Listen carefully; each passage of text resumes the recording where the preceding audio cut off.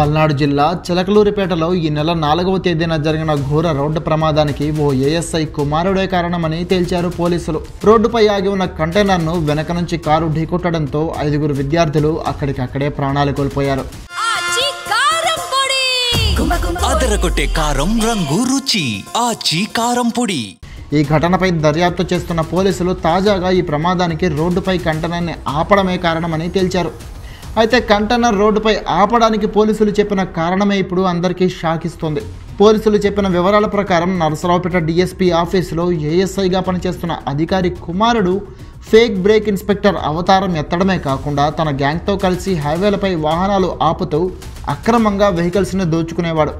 4వ తేదీన కూడా ప్రమాదానికి కారణమైన కంటైనర్ని కారులో వెంబడించి హైవేపైనే ఒక పక్కకు పార్క్ చేయించిన నిందితుడు డ్రైవర్ని డబ్బులు డిమాండ్ చేయడం ప్రారంభించాడు. ఇదంతా జరుగుతున్న టైంలోనే హైవేపై కంటైనర్ను గమనించిన విద్యార్థులు కారులో వేగంగా వచ్చి కంటైనర్ను ఢీకొట్టారు.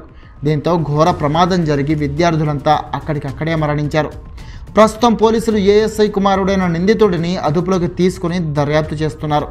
ఇక్కడ మరో విచిత్రం ఏంటంటే నిందితుడు ఇంతకు ముందు కూడా తక్కువ ధరకే బంగారం అనే జనాలని బురిడీ కొట్టించి 40 లక్షల రూపాయలతో ఉడాయించాడు.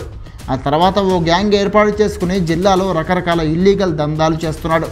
అందులో బ్రేక్ ఇన్స్పెక్టర్ దందా కూడా ఒకటి. ప్రస్తుతం నిందితుడిని విచారిస్తున్న పోలీసులు ఈ ప్రమాదానికి సంబంధించి అలాగే నిందితుడి ఇతర నేరాల గురించి ఆరా తీస్తున్నారు.